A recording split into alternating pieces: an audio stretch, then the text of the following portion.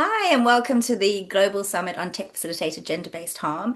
And as you know, today we've had some incredible sessions talking about the responses to tech facilitated gender-based violence and abuse. We've explored some of the different products that are being created, which are innovative and trying to respond to the issues of violence against women and girls and tech facilitated gender-based harm. But one of the pieces that that are really, really important is to have some of those really interesting discussions about the tensions that exist within how we protect people online and how we maintain privacy, as well as making sure that other people, we have moderation, and how do we achieve all of that in a way that makes people feel safe, but still allows the freedom and liberties that were sort of set up in the beginning when the internet was sort of conceived. It was about a space of, adventure, of freedom. How do we, we're 30, 40 years on in using the internet. How do we achieve a space which works better for everybody? So today I have some incredible women with me who are trailblazing in the conversations around what is ethically safe and what is not, and is what is important and what isn't important. So please allow me to introduce them. I have Barsha with me, and Barsha is a feminist practitioner, public policy enthusiast whose work sits at the intersection of gender norms, social behavior change, and digitalization in the global south. We have Rohini, who's with us too, a technologist and interdisciplinary researcher whose work spans gender, civil liberties, and the application of technology and policy to issues of gender inequality and violence. And finally, we have Sitsi, who is the Director of Regions at Equity Now, a recognized legal expert on women's rights, sex trafficking, sexual exploitation, and access to justice. So I'm going to start us off with a really great question. And this is to everybody, but I'll ask if Barsha, if you wouldn't mind start answer first, and then we'll work through everybody. So many platforms frame moderation decisions as purely technical challenges, but they are also political and ethical choices. Who currently holds the power in deciding what counts as harm, and who should? Thank you, thank you. It's a very interesting question. The interesting part is like the idea of harm is deeply rooted in the class, the gender practice, the class practice, the social norms and gender norms. So how we define harm might not work similarly for all the people. And As you asked, I think it's the society which kind of um, decides these norms, and technology is kind of an extension. So what we see, what is happening in our everyday lives, how our everyday lives are shaped, which is again deeply class, gender, and how that extends to technology. So I have a reservation, calling the online violence is a technological problem. I think it is a social problem where technology just extends the problem, adds virality, adds anonymity, adds permanence to the existing problem. And people who are at this point of time deciding our lives, deciding the policies, deciding the politics, is also deciding how a platform should work or how a harm will be defined, how too little investment in understanding how actually harm operates in real lives, how harm operates for a survivor, but defines harm as it suits their idea. And very importantly, like how the platform works on a very growth model, it would always use harm to earn more money, monetize harm. And the biggest example, from recent time is like the Grok situation, where I mean, I just can't get over with it that a platform, AI generated violence, it was so much rampant, it was so viral, so many women were attacked and so many women were harmed. And when it was escalated, the whole feature was being privatized, like what do you call it, premium service, right? Premium service, it became a premium service, so you pay and you do continue doing the harm. So we can clearly see that how harms are being monetized, how harms are being pushed, how harms are used to create narratives against particular community in case of gender, LGBTQI, activists, women journalists. And so harm, it's important to look at harm from different aspects, and it's important to look at who is benefiting out of propagating this harm. So yeah, my answer is like people who are creating this whole ecosystem to serve a particular community, to serve a particular status, business, power hierarchy, are actually today deciding what is a harm and what is not a harm.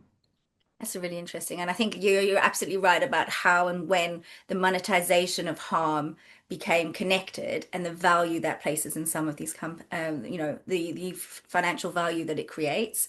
Sitsi, what are your thoughts? Yes, thank you, Lindsay. I think it's, maybe building on what Basha has said, I think an analysis of what power means and what power looks like will be important in this space. And I think within the women's movement or the gender equality movement, for many years, we've been, looking at the concept of power. So power with, which is, like the collective power that people may have to move agendas forward, power over, which is what we see dominantly within our society around, men, women relationships, that there is a control, over women, subjugation over women, which is, coming from our physical environment, our society, and then we see that being transferred into the digital space. So those same concepts of power over, we see them, manifesting then in the sort of harms that we see. And I think that's what we need to be overturning, and getting to a sense of, how do we, as the women's movement, have power with, where we can say, where are the women and girls that are being affected by these harms, where are the survivors, and what is their voice and participation in this space, in defining the harm and also what we should be doing about the harm. I think at the moment there's a lot of concentration of power within tech platforms, in terms of, the algorithms, how they are working. And at the same time, there's a social contract between us as citizens and our governments in order to protect. So I think all of those dynamics, and different players, I think we need to be, sort of unpacking it from power, within our governments and institutions, within the tech platforms, but also really harnessing the collective power that, women's movements can have to create a situation where, or an environment that is conducive for us to be able to really address these harms. I think international law or the human rights system has already set a standard in terms of what human dignity should look like, what protection, what safety, what equality needs to look like. So I think in terms of defining harms as well, we can start to look at, those human rights principles and values, that are called, dignity, safety, equality, to all of us. Yeah. Thank you. No, thank you so much for that. And I think it's absolutely really interesting. And I really want to just take a minute to just hone in something you said about that we enter into this social contract where we are using these platforms and we are spending time online with the expectations that we would have the same social contract that we have with our government in the physical realm, but we're not facing it, we're not gathering it, and actually we're not making that statement that we need to collectively come together and demand that type of, that different contracts in our governments are part of that through legislation. I think you're absolutely right. That definition of what harm is and what power is, and actually taking a step back and spending some time in that space might then help or encourage a different form of conversation around moderation. Rohini, what are your thoughts? I'd, simply like to build upon what the others have said. The persons most exposed to harm, women, queer people, caste oppressed groups, religious minorities, journalists, dissidents, they usually enter only through a reactive frame, such as complainants or victims or data points or edge cases, and that's the wrong allocation of power. The power now rests with platforms, who should not be private sovereigns over public speech. States should not get unchecked control over harm, what's defined as harm, as Barsha said.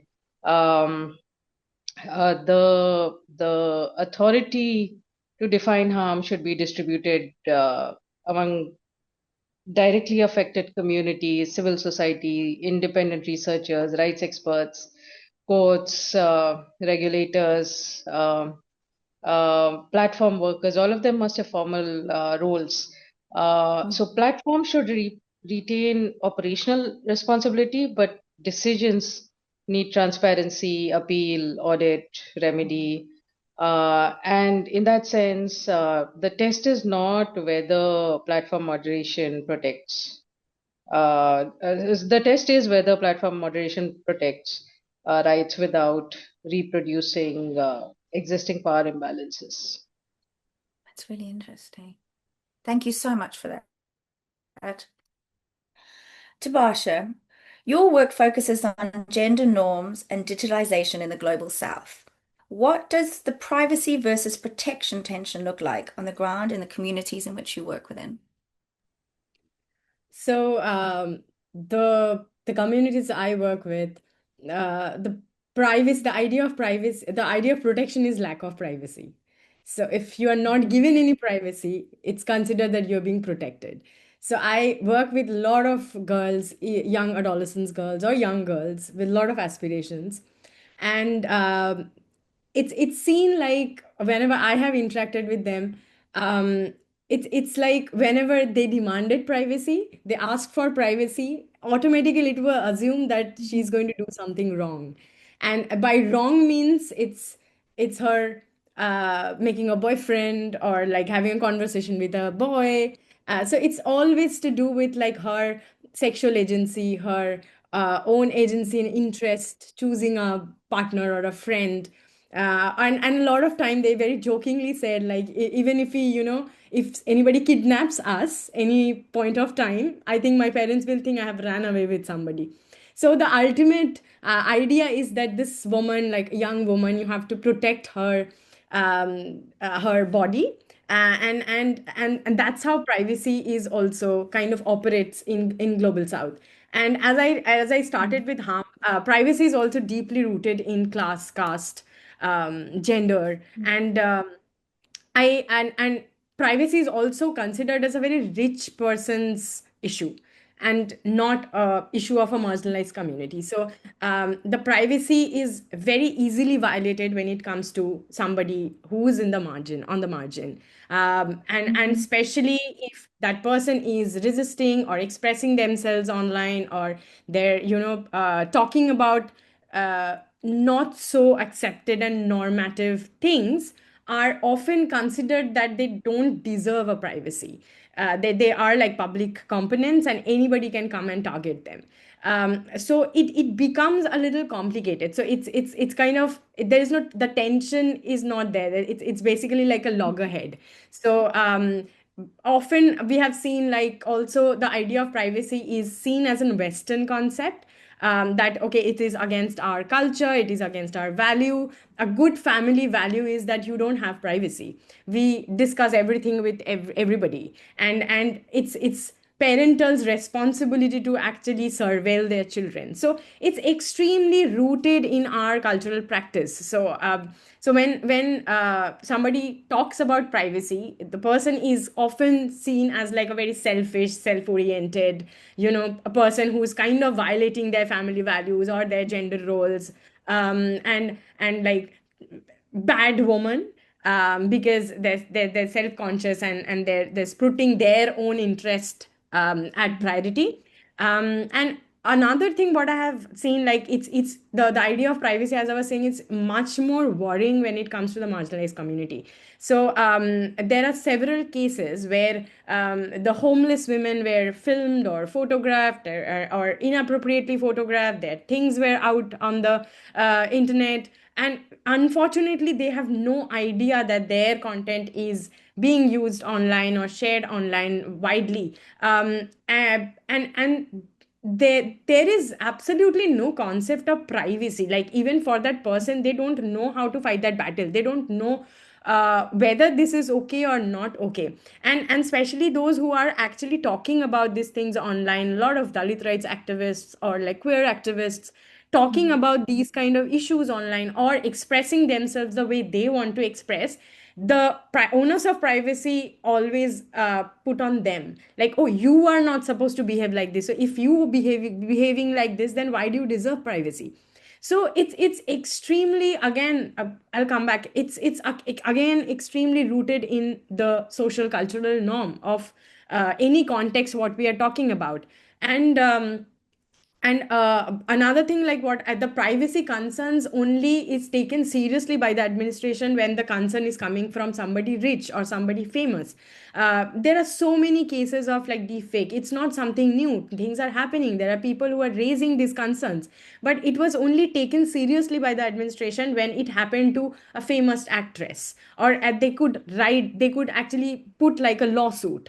So unless it's happening to somebody famous or it's happening to somebody too powerful, these concerns are not even taken seriously. And again, like people with lesser agency, people who with lesser resources, sitting on the margin, I don't think they actually have anything regarding privacy or anything to do with privacy. So it's two different concern altogether. And again, I'll come back to the point. I think often protection means lack of privacy. That's how we believe that you are being protected. Thank you so much for that. And you've brought a huge new sort of concept into it, because we sort of think that privacy is a human right, that we have this moment to do it, but actually everything you've said makes complete sense, in the sense that the more affluent you are, the more higher socioeconomic reach you have, the more we as a whole in society think that you deserve privacy. And as you sort of move through, our privacy is non-existent. We may live in a world where we think we have some privacy, but all of the content that we share online is used for, marketing purposes and all that type of piece. And then, like you say, if you're, yeah, totally makes absolute sense. Thank you so much for that. It's just one point, sorry, I wanted to add, like, even if you, I was just thinking, like, even if you look at like the spaces we live in, like the more like lesser resources you have smaller place to live in. As a physical place, also, you don't have a concept of privacy because you cannot afford to have privacy at any point of time. And a lot of time that also shapes your understanding of maybe you don't have the opportunity to have privacy. So a lot of girls we used to work with, when we are having a conversation, you will see people hovering over her. It's not that always they want to listen to what is happening, but it's lack of space. They have one room where she's having this conversation, but that kind of makes her conscious about how she wants to conduct herself, what information she wants to give in, what she wants to talk about. So I think we also need to look at privacy from that aspect also, like how, because that's how you're conceptualizing or perceiving privacy also in your life. And then when it extends to online spaces, you might think that this is normal, this is okay, people can hover around and people can imagine that, okay, there is nothing called privacy if I am putting myself out there. Mm-hmm. An incredible point. Thank you so, so much. Tsitsi, is there anything you'd like to add? Yeah, I was just thinking as Basha was talking, this whole concept of the private is political, which is, something that we say from a feminist perspective, particularly to be able to address those harms that occur in the private space and are seen as, private and shouldn't come into the public space, and what that means for the harms that are then taking place online. So, domestic violence, for instance, in many contexts has been seen as, oh, this is private. It's, for the home and should be covered. It shouldn't come out in the public domain. But now we see actually, as, we see domestic violence legislation and so on, across many of our countries now. And then the questions around how do we deal with the technological aspects of domestic violence or other harms that sort of operate under the shadows. So maybe looking at it as well, from that perspective of There are some harms that are seen as, or this is in the private space, should be hidden. And yet we actually saying, the private is political and we need frameworks that also protect women on the harms that are occurring in so-called private spaces. Yeah. That's right. Rohini, Barsha mentioned about intimate image abuse, and we know that you've been doing extensive work in that space. From a technical and a political policy perspective, where do you see the biggest contradictions between the tools designed to protect people and the rights those tools can end up undermining? So in a similar way, it's following this train of conversation that there are tools that are being created, but actually they can undermine part of that privacy piece, Rohini. As Barsha said, privacy is pitted against safety. It is also pitted against remedy and justice and resolution. The biggest contradiction, in my opinion, is that the legal remedial systems for image-based abuse require that the offending images be accessed or stored by different entities in the criminal justice system. And the process to do this and the underlying laws or principles may vary vastly across jurisdictions. But the underlying harm intention still remains. So, sometimes this evidence is captured or transferred over WhatsApp by the police, for example, even though there are written SOPs about how this should be done. Because of various reasons, uneven implementation, fragmentation, not enough awareness about the sensitivity of such evidence, or not even taking image-based abuse as the serious crime it is, not treating it as sexual exploitation or sexual abuse. Now, doing so re-traumatizes and re-victimizes the victim survivors. And the technical solution to this is not hard to build, but it would require several profound changes in the evidentiary, forensic, legal, judicial systems, and getting buy-in from everyone, and implementation and a change in the systems about how this sort of evidence and how the whole case is treated, and it is done in a way that's meaningful for the victim survivors and preserves their dignity and privacy.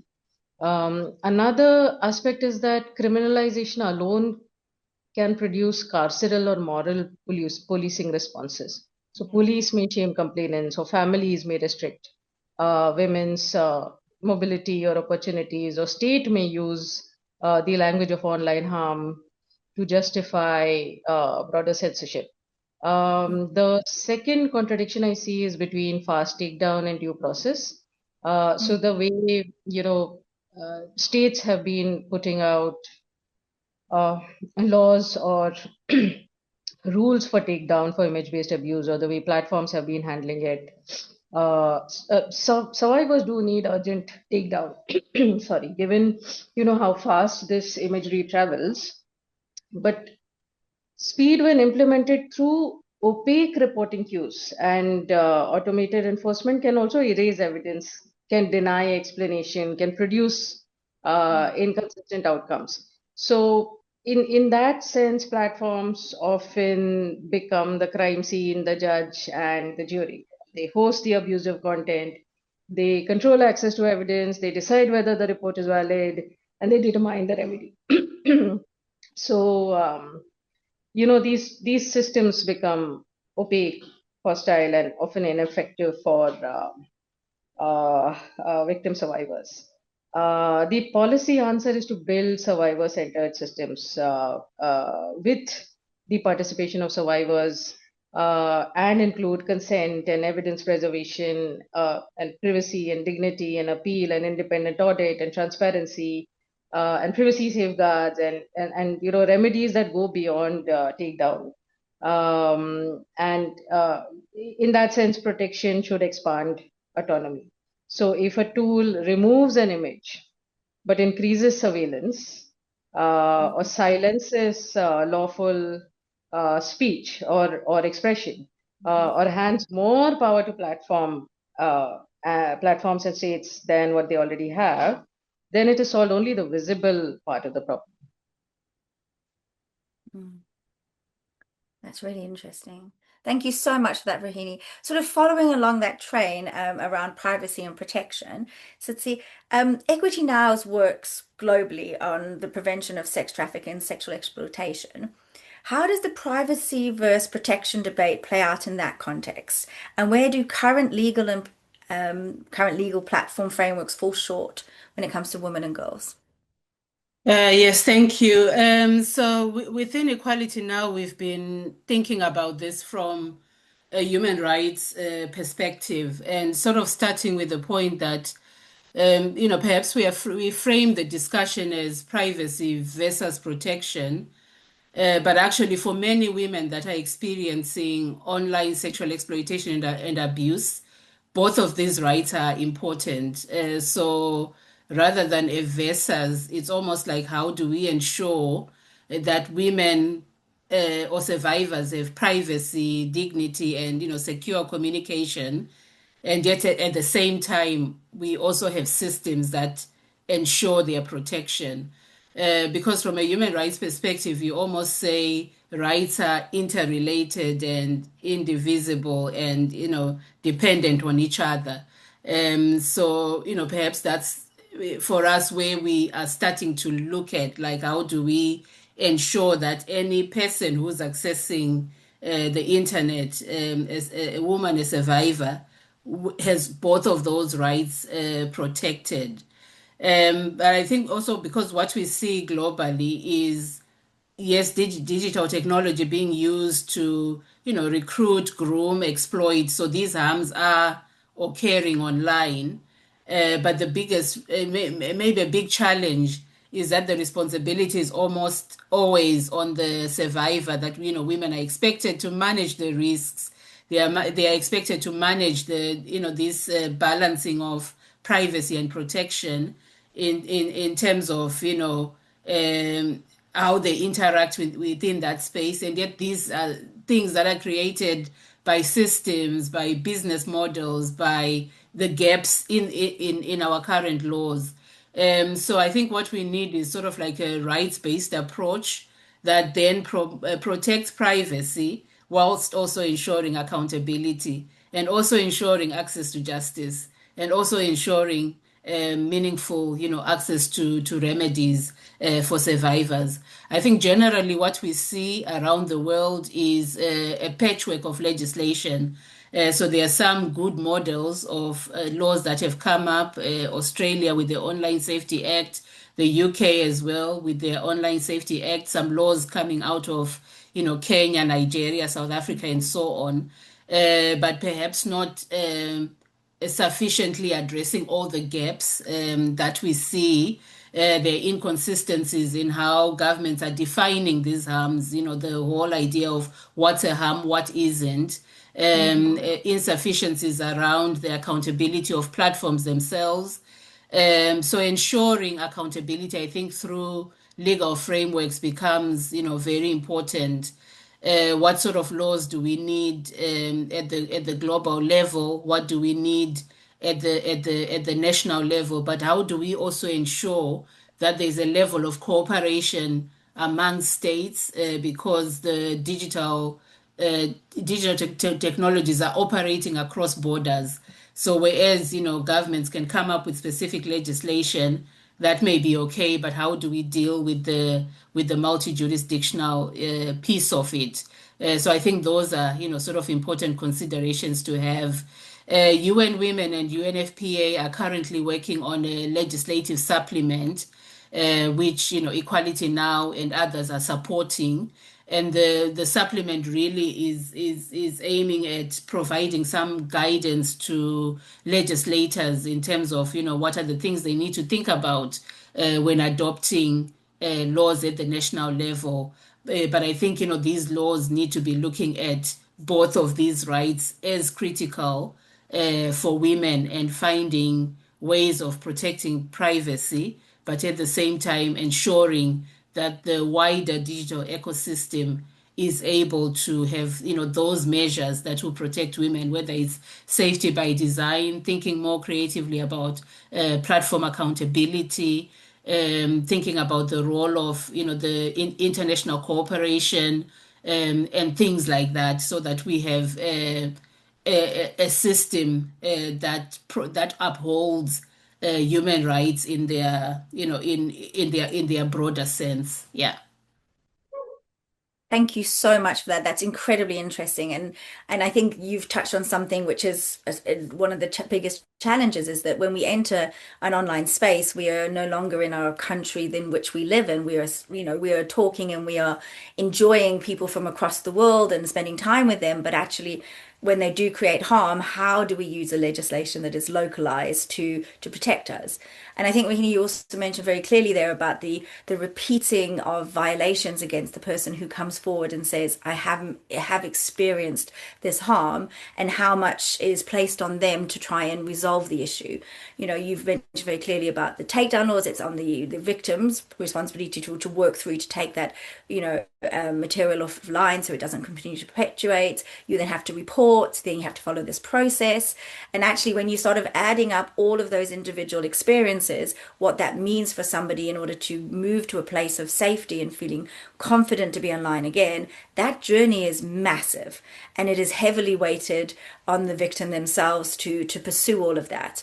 And I think, and you both sort of, all three of you have been really clear about it. We have an opportunity now to rethink how we look at the response to this. And it's brilliant to hear that, UNFPA and the UN Women are working so collectively on trying to, offer out legislation and guidance for governments with that, because, you see it popping up across all over the place in the parts of the world, but unless it all works sort of together, it's just going to become a great way for those that perpetrate this harm to avoid this, to be convicted for it. But incredibly interesting. I mean, obviously, we've spoken a little bit of privacy as well, and we can't stop this conversation without talking about end-to-end encryption. So this is really a question for all. There is a payoff between end-to-end encryption? Sort of, what are your thoughts about that? Because we know that it underpins our banking system and the transferring of money. And we know that it can work to keep people safe. And we know that those across parts of Europe and the US are using it to ensure that women have access to family planning and services. But what does it mean for everybody here? Rohini, would you like to start as of? So in my opinion, encryption versus traceability is a false dichotomy. That's a false conflict. End-to-end encryption should not be treated as a problem to be solved. It is a basic safety infrastructure. And while the trade-offs that you just described are real, the proposed solutions are all, often dishonest. So traceability or client-side scanning of content or backdoors to software to operating systems they are sold as narrow interventions, but they create general purpose surveillance capability and makes everybody unsafe. And once these sort of interventions are built, they will not remain limited to tech facilitated gender-based violence or abuse of children or whatever offense has been named as the reason. And why I say this is because a lot of image-based abuse happens in an organized way. And if I can hazard to say that it is organized crime, there are these vast networks, of social media channels or websites or quote unquote pornographic sites that host this content, that run advertising, that share content. Many investigations have found that this is happening in an organized way, or even when it comes to organized harassment, etc. So those are not hard to pin down. I mean, when it's that level of organized operations that are reaching the public, that's a solvable problem without breaking end-to-end encryption. And to give one of the earliest examples of large-scale money-making image-based abuse was Hunter Moore's site called Is Everyone Up, that posted images, non-consensually obtained images of women as an act of revenge from whoever had submitted them, alongside their personal information or social media profiles. And back then, if I remember correctly, this was around 2012. It took about 2 years of investigation by the FBI and relentless follow-up by a survivor and a mother. So it's encryption is not stopping these systems from being traced and taken down. So the way is to move enforcement away from breaking encryption, invest in user control reporting, invest in consent-based hash matching, invest in metadata minimization, in more in better implementation of existing laws and policies, in judicial reform, in policing reform, in rapid takedown of publicly shared abuse, in evidence preservation, survivor support, platform accountability, properly resourced investigations. The conflict is not privacy versus safety. Privacy is a condition of safety. Privacy is required for safety. It's not one or the other. Privacy is required for safety. Tsitsi, what are your thoughts on the question? Yes, I think I agree with Rohini. I don't think we need to be weakening encryption necessarily, but I think we need maybe sort of like if I would summarize it as it's occurring in my head, that encryption is important. We need to look at the entire ecosystem in which these harms are occurring. Our ecosystem online, what is it in the digital space, what needs to happen there in terms of safety by design, the reporting mechanisms, platform design, all of that. And then looking as well within our wider ecosystem.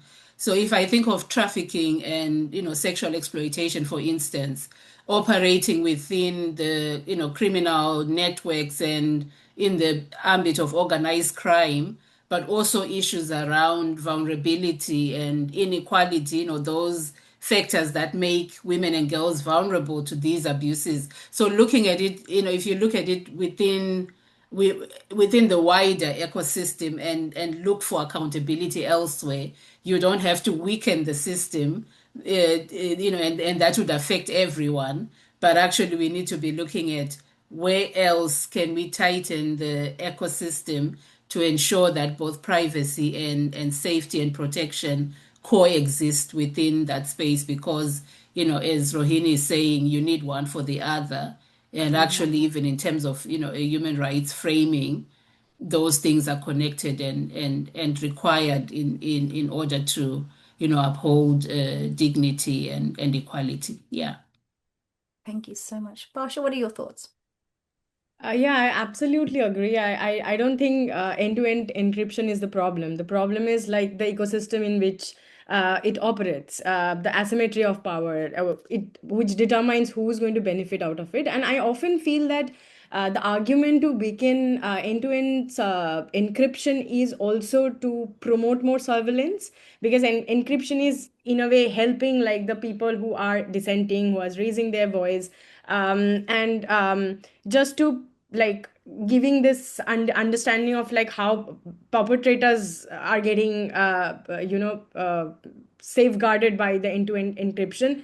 I feel that it is more to promote surveillance or more to promote authoritarianism on the users. So I absolutely agree with like both of them. I think if you really want to ensure safety, ensure privacy, you don't need to end-to-end subscription encryption is like the basic thing, a basic thing what you can provide. So rather you can build like a better legal framework, a better platform design, survivor reporting systems, and that would address the problem, and not like putting onus on again the encryption, and which is like a basic safety guard to me. Thank you so much for that. I know we're coming to the end of our chat, so I'm going to ask one final question to all of you. And obviously, this is our moment where we get to be optimistic and tell the world how we would like it to be.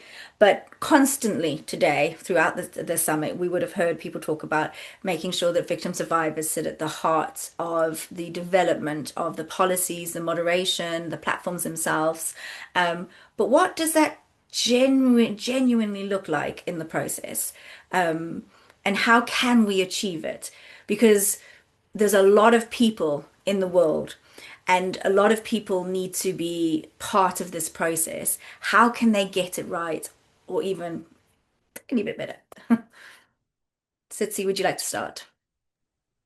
Yeah, I think for me, the critical piece is to ensure the participation, not the sort of like meaningful participation of people that are affected by these issues. How do we get meaningfully, survivor groups to the table? How do we get marginalized communities? What are the, because I think, sometimes that's the missing voice piece of it, and also then being able to say the solutions we come up with, when we look at them and judge them for effectiveness and being meaningful, who's making that judgment call, and where do the communities come in making judgment calls of whether this piece of law or this technology or this system really works. So, and I think unless we get that piece right, we are probably, we can legislate, but it may not be meaningful. So when we talk about, access to justice or access to remedies, from which perspective are we talking about them? So I think it's really, that survivor piece becomes really critical to being able to evaluate, one, the kind of solutions we need to have in place, and two, being able to really say, are they effective if we bring, people that are affected by these issues to the table. Yeah. Thank you so much. That's a really, really interesting point. And you're right, actually, because we're often really great at providing the feedback, but if you're not looking at the person who's then taking that feedback and implementing it, or holding that person to account to action some of that, then it's just feedback that's going into a loop of with a thank you and no actual impact. So you're absolutely right on that one. Thank you so much. Barsha, your thoughts? I think I'll go back to my first point where I started. I think we need to stop thinking of safety, privacy, protection as like a homogeneous concept. We need to invest in understanding localized models. We need to understand like how it operates locally. Given an example of intimacy, for example, the idea of intimacy or the legislations and policies are built around intimacy at this point of time in extremely global north. And what we are looking at global south, and it automatized, like it's like intimacy vis-a-vis nudity, and it's kind of seen as synonymous. But if you look at global south, what we have seen is like, no, intimacy is not always nudity. And I was recently going through a very interesting report on like helplines and the cases helplines are receiving. Most of the intimate imagery cases are not nude. These are like maybe one man and woman sitting, or a woman is sitting without a scarf, or like a woman is wearing a sleeveless blouse. So and these are considered as intimacy. But if the platform looks at intimacy as like a monolith or a homogeneous concept, it will never reach the survivor, never reach the user's interest. And that's exactly what we are seeing, that whenever these photos and these things are, which is actually intimate, actually the survivor is suffering from that, whenever it's escalated, it is not considered as intimate. So I think we must start with like the definitions, and the definition needs to be extremely local. The definition needs to understand the local practices, the religious practices, the cultural practices, and it should not be just like blanketly defined in a way how the policymakers are defining. Secondly, I feel the platform needs to move from like a business growth model to a human rights model. The platforms are built on users. Platforms cannot sustain without users. So the first thing comes for the platform to protect the users' rights. But platforms are least interested. They want to make money out of the users. So that shift is extremely important, because I think that shift will solve a lot of problem. It'll solve the problem of like polarization. It'll stop the problem of like algorithming, monetizing hate, monetizing skewed narratives. And as like Sitsi said, like, yes, listen to the survivors. It's not like you bring like 5,000 survivors in a room and make them say things, but like understand what exactly they are facing. And I do see like, there should be some investment and interest in understanding, which is at this point of time not there. I think we have enough systems, we have UN business ethic guidelines, we have so many things, but there is absolutely no accountability or transparency when it comes to platform governance, when it comes to how platforms are monitoring. And that kind of really breaks down the morals of the survivors or the users, because the users, what we kind of work with, always we have seen they have no confidence or no trust on the platform or the judiciary. They don't want to go and reach out to them. So it's very important that the users are heard. So obviously this is happening because the users are like, we don't care, like just take down the content, because it's a very murky process, nobody's going to listen to. So that's one thing. And another thing, I felt like there should be some one-stop solutions. And because one thing is like, it's very difficult to look at uh, a user or survivor going to like 10,000 platforms. You don't know where this content is traveling, and how do you ensure? A lot of times you're not even aware which platforms these content are. So there's a very like important demand, what I have mostly encountered from the survivors, and also in the practice what I've seen, that even if we have law, if we have policies, it the entire process is so confusing that the survivor doesn't know where to go and how to take this. And it can be a long drawn battle. Each platform will have its own community guidelines. Each platform have their own policies of taking down content. So how do we kind of streamline these processes? How do we kind of create like a one window solutions where the survivors can go and take down their content? And another I mean, I think the last point would be, the survivors are not data points. The survivors are not merely case studies. These are experiences, and that's what the platforms are providing.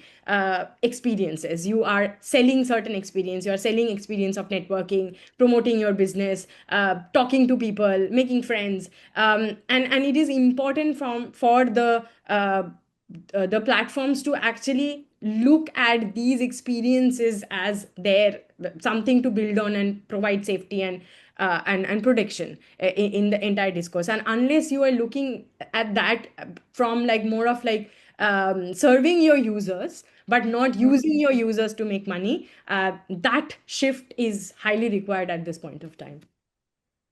I really like that, because I think that would be the massive change, that they start to see the fact that the online space is a community, or in essence, for lack of a better term, like a country in itself, and therefore it needs to have a democratized sort of viewage of how you establish those community guidelines, how you monitor it, how you manage it. And I love your point about that the victim survivors are not data points. They are not case studies. They are real human beings, and we've got to stop seeing them as numbers in a process and rather see how it impacts their whole life experience. Rohini, lastly, coming to you before we end today's conversation. I'd say it's important to bring tech facilitated gender-based violence outside the prism of victim blaming and victim shaming that it's almost always placed in. So even if individual entities in the whole ecosystem don't treat it that way, the underlying sentiment or philosophy or it shows that prism, or its often hidden inside, it's implicit in the policy design or law design. And for that, it's necessary to change the default institutional response from reputation management to survivor autonomy and to protections that are proportionate to what's at stake and to the degree of harms caused. So the solution is tiered protections. The greater the sensitivity of the abusive content, the greater the harm caused, which in the case of something like image-based abuse would be, loss of dignity, loss of employment, privacy, physical safety, so on and so forth. So that should be those should be treated as the highest degree of harm and therefore given the highest tier of protections. And like everyone else has said, for this it's important to treat the directly affected persons as rights holders, experts, holders of agency, owners of their own experience and realities, and not merely data points or victim survivors or uh, highly vulnerable, susceptible persons, which means potential victim survivors. Yeah, those, and it also means paying people for their expertise and time, protecting them from retaliation, and not extracting trauma as evidence. So survivors should be part of the process, but survivors should not be made to participate in a way that harms them, just so that institutions and processes can appear participatory. So genuine consultation is not a workshop after the policy has already been written. It means that women, queer people, caste oppressed communities, religious communities, disabled people, sex workers, journalists, political dissidents, so on and so forth, are involved from the problem definition to the design of the solution to testing, deployment, audit, redress. And that's where ownership and agency lies. This cannot happen with big tech because their incentives and priorities are different. And therefore, platform moderation, content moderation is a problem that can be solved only to some extent. And the solution is really to have platforms and platform governance that are not susceptible to capture. It's the users that make the platform valuable, that grow, that bring in the network effects. And the answer really is to have that sort of governance and not governance resting with big tech.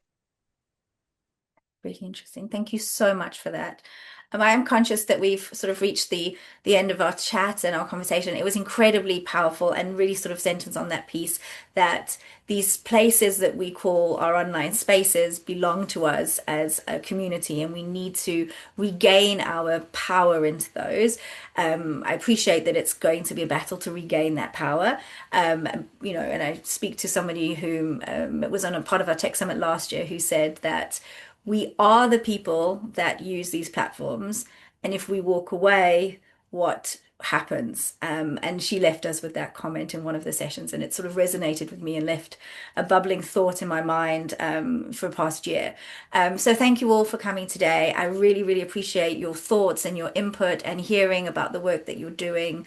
I think this conversation needs to happen in more and more spaces, so we can really start to understand the ethical implications of the legislative sort of responses around the issue, but actually what it means for different people in different parts of the world at different points in their life, and how we can start to work together in a way that can really empower change and make it safer to be online, and really to go back to like that initial thought of what the online space was supposed to be, filled with opportunity and connectivity and creativity and growth and learning about things that we would never have had the capacity with in the day-to-day life that we lead in the space in which we exist in this planet. So thank you very, very, very, very much for joining me, and as today, and we look forward to having a chat with you again soon, and thank you very much. Thank you so much. Thank you.